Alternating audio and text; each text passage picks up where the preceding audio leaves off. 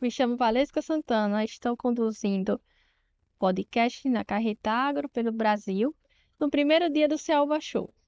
Estamos aqui com o contador do CRC, Paulo Alberto, que irá falar sobre a relevância da emissão de notas fiscais para os produtores.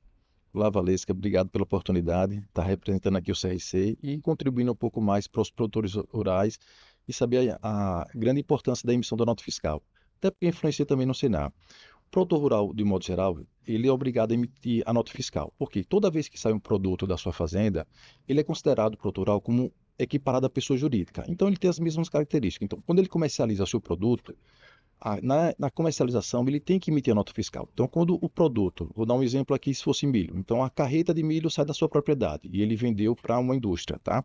Então, quando essa carreta sai da sua propriedade, ela tem que estar acompanhada com a emissão da nota fiscal. Porque, quando o fisco estadual ele passar pelos postos fiscais, vai verificar que tem a nota fiscal, o caminhão não terá problema nenhum, irá transitar normal.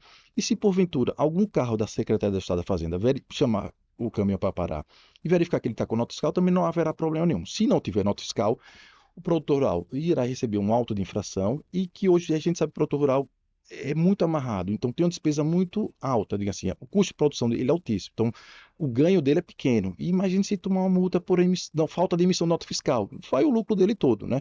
Então é uma preocupação iminente que o produtor rural tem que ter na emissão da sua nota fiscal, quando o seu produto sai da sua propriedade, tá?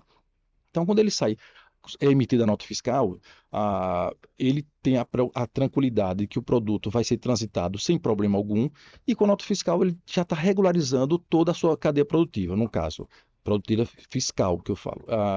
Ele vai poder pagar o seu imposto de renda de acordo com a natureza da operação, e automaticamente, quando ele faz isso, ele tem as incidências de imposto de renda, ele tem o direito também de deduzir suas despesas que for proveniente àquele custeio da sua produção, e também tem a questão previdenciária em cima da nota fiscal. Então, a nota fiscal ela tem uma cadeia tributária que acompanha ela sobre isso.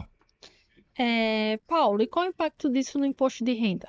Tá, então, o que acontece? O produtor rural, quando ele emite uma nota fiscal, então ele está formalizando a sua receita. Então, ele vai oferecer ao fisco da Receita Federal o seu faturamento. Tá? Em contrapartida, ele pode fazer o seu livro caixa. O que seria o seu livro caixa? Todas as despesas que forem inerentes à sua produção, então, que ele precisa dos seus adubos, dos inseticidas, os fungicidas, o próprio funcionário, uma cerca que ele faz da propriedade, um tanque que ele está também realizando, um melhoramento da sua pista para poder transitar com as carretas, do modo geral, aquilo ali é dedutível para o imposto de renda. Então, o que acontece? Ele vendeu seu produto, vamos falar hipoteticamente o número, um faturamento de 1 milhão, tá? E para produzir 1 milhão, ele teve um custo durante o período de R$ 900 mil, que é o quê? O próprio insumo de um modo geral para produzir, o óleo diesel, os seus tratores, todos os equipamentos para fazer uma produção. Então, aquelas despesas de custeio e investimentos, elas são dedutíveis legais. Então, o que acontece? No imposto de renda, nós vamos formalizar o faturamento, que foi a emissão da nota fiscal, a receita, e ele tem que se preocupar em ter todas as suas despesas também formalizadas, que é através do livro caixa que ele vai colocar, receita menos despesa, e o resultado líquido que ele oferece à tributação. E aí ele vai analisar no imposto de renda se é melhor tributar pela diferença ou caso ele tenha pouca nota fiscal, ele pode oferecer pela presunção. O que significa isso? Eu não tenho despesa suficiente, eu não consegui obter despesa suficiente. Então, a Receita Federal permite que ele, em cima do faturamento, ele faça uma presunção de 20%. Os 80% é como se fossem despesas que a Receita Federal não vai se preocupar nesse sentido, tá? Então, de 1 milhão, 200 mil é oferecido à tributação. Os 800 mil, não. Seriam os custos operacionais, né? Como se fossem os custos operacionais, e ele não conseguiu, de uma maneira que não importa, poder mensurar. Então, a Receita Federal disse assim, não vou me preocupar com os seus 80% sobre as suas despesas, então 200% da sua produção vai ser tributado o imposto de renda, e ele fica tranquilo com o fisco federal, velho. E qual o impacto disso também para o regime previdenciário? Tem. Quando ele emite a nota fiscal, digamos, em janeiro, todo produtor rural, pessoa física, de um modo geral, ele tem que se preocupar em janeiro de cada exercício em declarar qual o regime previdenciário que ele vai exercer, se é pela comercialização da sua produção ou se é pela folha de pagamento. Se for pela comercialização, na emissão da nota fiscal, ele vai pagar 1,5% de fundo rural. Mas não é que ele vai pagar. Para quem ele vender, vai fazer uma retenção dele de 1,5.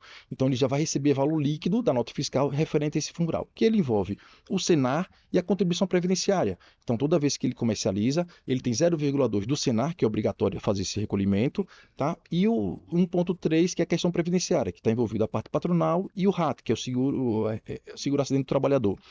Isso é pela opção pela comercialização, tá? E aí, quando ele fizer a folha de pagamento, ele só vai pagar o INCRA e o que é retido dos seus funcionários. Isso na opção pela comercialização. E se ele optar pela folha de pagamento, não vai ter retenção previdenciária e sobre a sua folha de pagamento ele vai contribuir os recolhimentos previdenciários normais. Digamos, ele tem um funcionário que ganha R$ 2.000. Em cima de R$ 2.000 ele vai pagar os 20% patronal, ele vai pagar de 1 a 3% dependendo da atividade o RAT, que é o acidente trabalhador, vai pagar o 0,2 do INCRA também. Então, o que é que ele tem que avaliar em janeiro? Ele tem que verificar no exercício anterior quanto foi que ele faturou e quantos funcionários ele tem.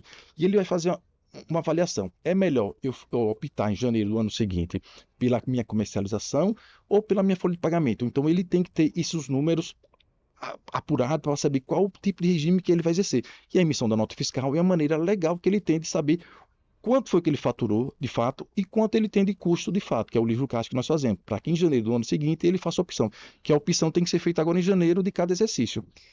Paulo, aproveitando sua fala, o único prazo que ele tem para solicitar, no caso, esse regime previdenciário é somente em janeiro, não se estende? Não se estende em janeiro de cada E exercício. quais são as consequências quando ele não realiza Pronto, dentro do prazo? perfeito. Se a Receita Federal, se ele não declarar a Receita Federal automaticamente já estabelece um regime para ele, que vai ser o regime pela comercialização.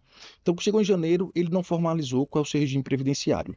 Então, no mês seguinte e no próprio mês de janeiro, passou o prazo, a Receita Federal automaticamente já embute ele como regime previdenciário pela comercialização. Então, naquele exercício, ele vai ter que seguir aquele regime previdenciário. Ele só poderá mudar o regime no exercício seguinte. Então, perdeu o prazo, a Receita Federal automaticamente já embute ele no regime da comercialização. Agradecemos a Paulo pela disponibilidade de tratarmos esse assunto. E agradecemos também a todos vocês pela atenção.